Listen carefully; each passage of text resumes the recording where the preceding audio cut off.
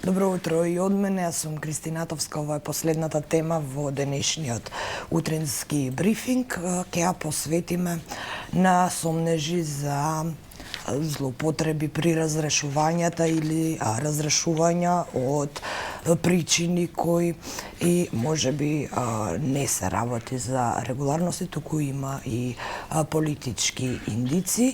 Со мене во студиото се Анета Петровска, доскорешна директорка на градинката Детска радост во општина Газибаба, и адвокат Златка Денковска, која ја застапува господја Петровска во случајот.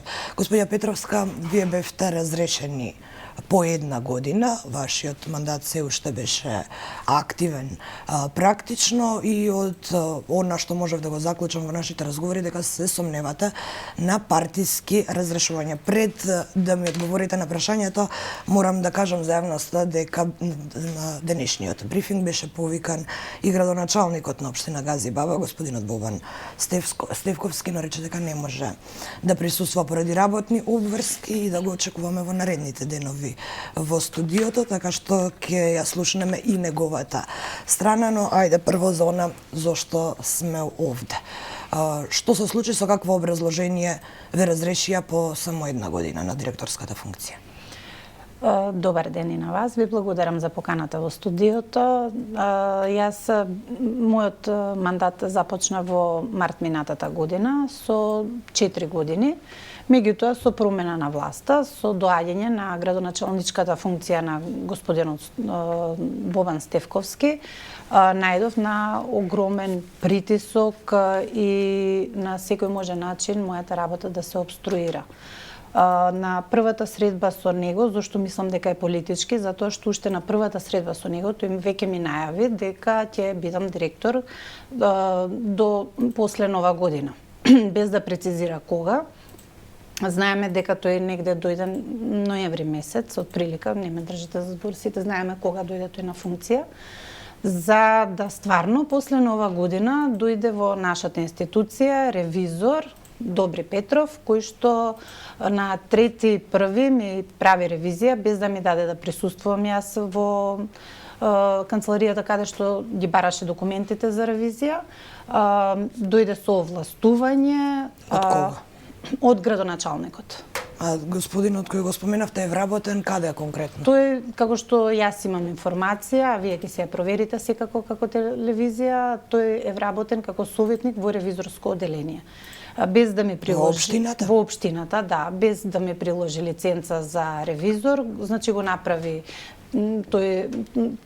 тоа истражување, да го речам, ревизорско за веќе на 4, значи тоа беше 3.1, 4.1 бев повикана кај градоначалникот и со тој извештај што беше пред него, мене се уште не ми беше даден, ми кажа дека јас повеќе нема да бидам директорка. На моето прашање зошто да не бидам директорка, што имам направено погрешно, ми кажа дека овдека има 11 наводи во ревизорскиот извештај, дека истиот ќе ми биде доставен и дека таму ќе си видам каде е мојата неправилност. Значи бев обвинувана за јавни набавки, дека е надмината 12.000 евра, каде што... Точно ли е тоа? Не е точно.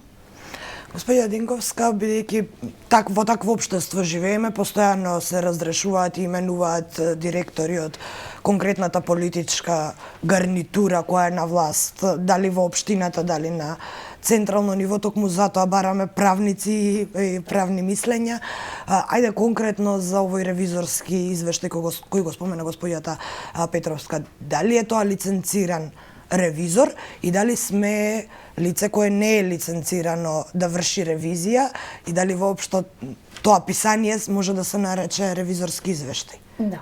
Значи, кога бев ангажирана од страна на директорката, тогашна Анита Петровска, прво што би им беше доставено е тој ревизиски извештај, кој што прво како правници разгледуваме дали од страна на овластено лице. Значи, согласно листата на овластени ревизори, лицето Добри Петров, кој што е подпишан на ревизорот, не е на таа листа, значи не поседува лиценца за ревизор.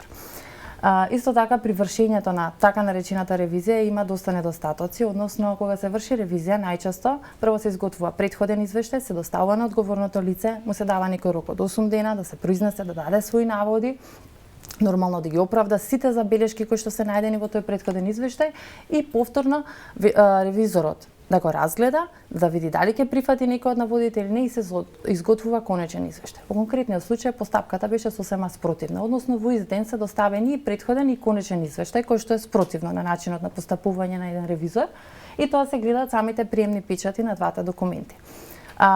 Анита Петровска никогаш не е повикана да даде наводи и со тие презентирани два извештаи ние веднаш се произнесовме до градоначалникот и до секторот за ревизија на општина Гази Баба, укажувајќи ги сите овие неправилности. Нормално и давајќи своји наводи дека сите тие забелешки кои што беа дадени не се точни. Односно имаше комбинација на артикли за слободни набавки кои што не треба да се комбинираат. Односно комбинација набавка на средства за одржување на зграда не може да се комбинира со комбинација на средства за ситен инвентар. Значи нормално кога ги споиш тие две набавки изнесува дека слободната набавка е повисока од 1000 евра, која што е противзаконски, но реално тие се две посебни набавки, не треба да се гледат споено, а одделно се набавки со околу 500-600 евра кои што се во рамките на законот. Во тие ревизорски извештаи имаше на вистина сериозни обвинувања кои што се однесуваат на Законот за јавни набавки, кои што директно подвлекува и кривична одговорност согласно член 353 од Кривичниот законник. Според тоа, јас како нејзин застапник, значи нормално ги земав доста сериозно и прво што разгледувавме дали има реално прекршување на Законот за јавни набавки. Практично проверивте дали има кривично дело. Да. Значи, проверувајќи ги документ по документ, утврдивме дека нема такво нешто, затоа се обративме до градоначалникот, се обративме, побаравме исто така постапката за разрешување да не биде спроведена веднаш на управен одбор, предлог за разрешување и толку. Законот за заштита на децата исто така утврдува како се разрешува еден директор. Односно, кој ќе се утврди дека има недостатоци во работата или сомнеш за недостатоци, се повикува лице кое што треба да биде овластено од Министерството за труд и социјална политика, кое што ќе биде стручно, да ги разгледа сите овие наводи и да даде мислење дали лицето треба да се разреши или не.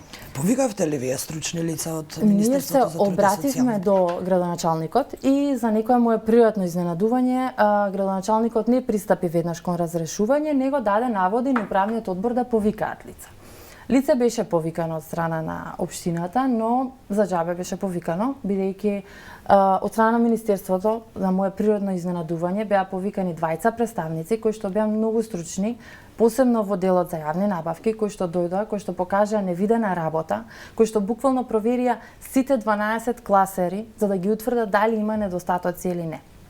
Работата на лица во Министерството за труд и социјална политика најмногу се однесуваше на проверка на сите наводи од ревизорскиот извештај. Бидејќи ревизорскиот извештај не е како секој ревизорски извештај, бидејќи во секој ревизорски извештај се даваат јасни податоци. Значи, колку има надминување, со кои фактури е извршено надминување, зашто е извршено надминување, точно, јасно и прецизно. Да, конкретно до денер ние читаме ревизорски извештаи, често ги имаме државните ревизори на гости. Така. Но во овој ревизор имаме како слободните набавки се надминати над 12.000 евра за околу 200.000 денари. Мислам, тоа е толку паушално, толку општо, така да со представниците, значи на управниот одбор кој што се одржа после, на кој што присуствував и јас, се одржа состанок од 12 часот до 9 вечер. Се поминаа сите 12 класери за 2021 година и се утврди дека воопшто не се надминати тие средства. Но, за наше изненадување, управниот одбор и покрај тоа што ги повика, не сакаше да го сочека нивното мислење. Представниците побара нормално поради обемноста на материјалот и сакаа тоа мислење да биде подкрепено со докази кои што се разгледани и утврдени се, рекоа ќе го дадеме писмено со добро образложување на сите наводи. Управниот одбор апсолутно не сакаше, значи да почека, веднаш изгласа предлог за разрешување и покрај тоа што беа присутни цело време со нас. Беа присутни кога се утврдуваше дека ниту еден од тие ревизиски наводи не беше точен. Веднаш дадоа предлог за разрешување за 2 дена. Кој беше конкретно присутен, ревизорот или градоначалникот?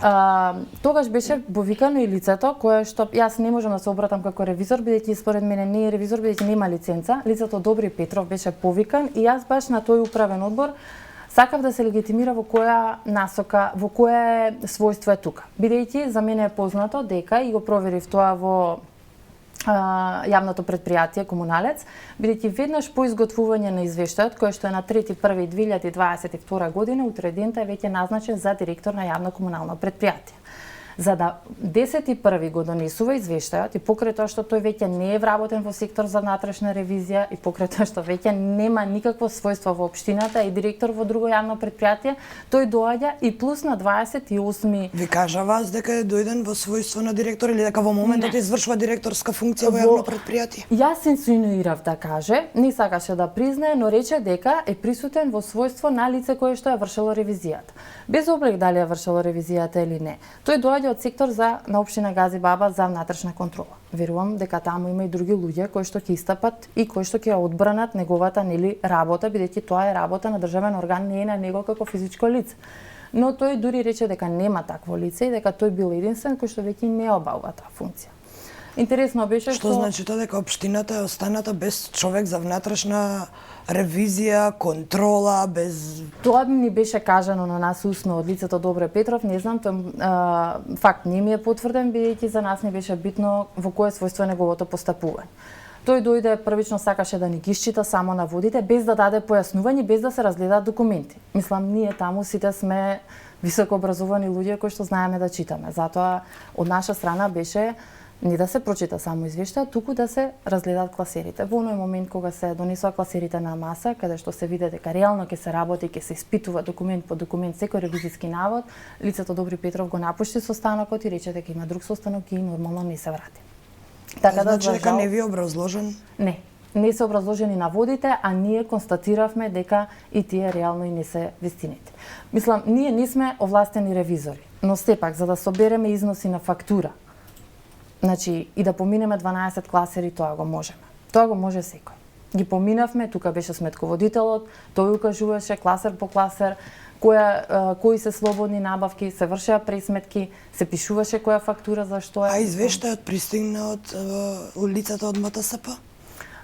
Нас не е кажано дека е испратен до градинката, но од страна на градинката не ни е доставен никакво мислење се уште. Затоа јас поднесувам барање за да го добиеме ние. Не знаеме дали од градинката не ни го доставуваат или инаку уште од минатата недела имам информација, бидејќи веднаш се обративме до Министерството и веднаш ни врати информација дека дента е поднесено мислење до председателот на управниот одбор и до директорката, но бидејќи веднаш ја разрешија директорката Анета, веднаш направи примопредавање во петокот, ние веќе немаме пристап до нивната архива за да би знаеле дали е стигнато мислењето или не.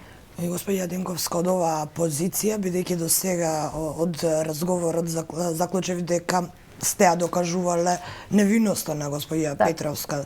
Од овој момент понатаму има некакви правни процедури, правни лекови, ќе искористите ли нешто од... Да, значи веќе имаме 15 дена рок за да поднесеме жалба значи на одлуката за разрешување, кој што нормално ќе го искористиме, бидејќи сметаме дека ваквата постапка за разрешување е спроведена незаконски.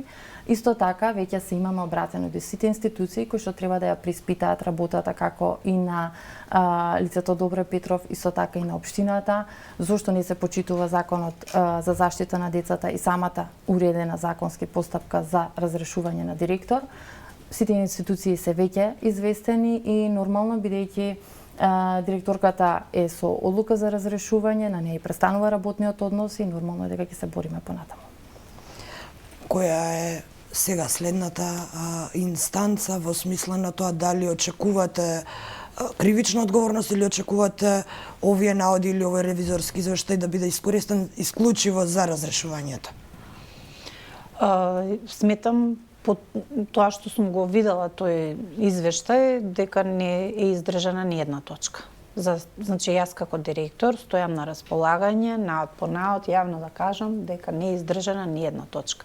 Сметам дека е направен намерно овој ревизорски извештај затоа што и председателот на управен одбор и четворица член кои што се со неа вкупно четворица членови во управниот одбор до сега, затоа што двајца веќе дадоа оставка, дека и на самиот состанок председателот изрази дека тие поклонуваат верба на ревизорскиот извештај, дека тоа е нели од општината лице и дека воопшто не ги не интересира фактите за да проверат дали нешто што го зборуваме јас, адвокатката или представниците од Министерство на самиот состанок не сака воопшто да се произнесат по тоа, да видам нели некој кој ви кажува дали е ова точно или не, па да го проверам и јас. него си постапија како што си постапија. На самиот состанок им кажаа дека воопшто не им значи мислењето од страна на Министерството за труд и социјална политика, што мене ми создава впечаток дека тоа е сето политички инструирано за мене да ме разрешат и да постават директорка од дали е партиски определена или не, тука веќе не навлегува и не ме интересира. Меѓутоа, пак ќе кажам дека на самиот состанок кој што го имавме, кој што траеше 9 часа, и од страна на адвокатката и од страна на представниците од Министерство за труд и социјална политика им укажуваа на председателката на управниот одбор и на членовите дека постапката по која ја тераат за мене да ме разрешат, го кршат законот за заштита на деца. Нивниот одговор на тоа? Но се молча. И Ние ќе се постапиме како што сметаме дека треба да се постапиме. Постојат членови нели во законот и ние се постапуваме по тој член и воопшто не ги не интересираше мислењето. И мора да ве прашам за крај, бидејќи некако средишна точка на разговорот беше нелиценцираниот ревизор, ако може да го наречеме ревизор, дали во градинката во изминативе години е извршена ревизија од лиценциран ревизор? Ве посетил ли Државниот завод за ревизија, приватен лиценциран? Не, морам да кажам не, за да побараме, значи, стручно испитување на тој ревизорски извештај. Јас со мојата адвокатка нормално се обративме до Министерство за финансии и одредени надлежни институции кои што треба да проверат тој ревизорски извештај дали е изготвен. Очекувате да се испрети Државниот завод за ревизија сега во градинката по овие настани? Министерство за финансии си имаме одбратено и други институции кои што верувам дека ќе си ги вршат работите како што треба. Законски, секако. Анета Петровска и Златка Денковска, ви благодарам што бевте мои гости.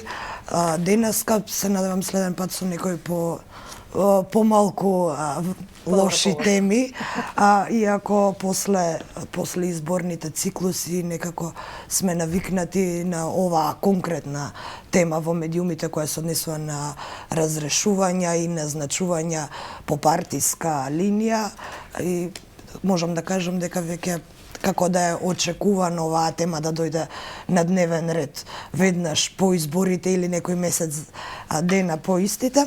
Ви благодарам уште еднаш што бевте мои гости денеска. Уште еднаш за крај да кажам дека беше повикан и градоначалникот на општина Гази Баба, господинот Стевковски, кој најави гостување во некоја од наредните емисии на утрински брифинг.